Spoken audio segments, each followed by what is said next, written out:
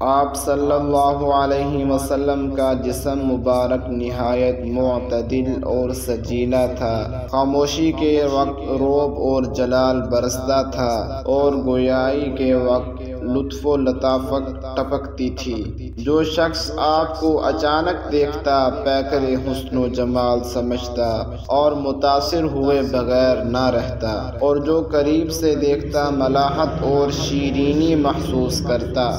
آپ صلی اللہ علیہ وسلم کا کلام نہایت شیریں ہوتا۔ جب بات کرتے تو ٹھہر ٹھہر کر بولتے، اور جس بات کو سمجھانا مقصود ہوتا اس کو 3 دفعہ ارشاد فرماتے۔ آپ صلی اللہ علیہ وآلہ وسلم کے دونوں شانوں کے درمیان مہر نبوت تھی، جس میں مبارک سے خوشبو آتی تھی۔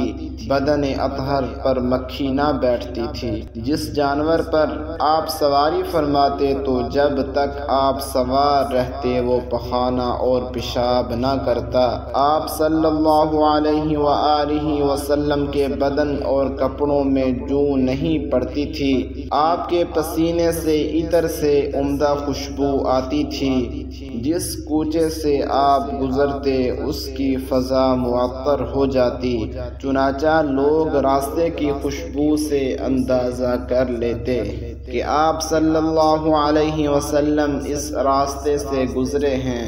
آپ جہاں قضائے حاجت کے لیے بیٹھتے وہاں سے خوشبو آنے لگتی اور زمین آپ کے فضلے کو چھپا لیتی۔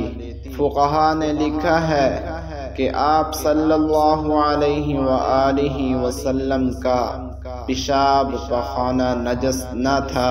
امام اعظم ابو حنیفہ کا مذہب بھی یہ ہے کہ آپ کے فضلہ پاک ہیں۔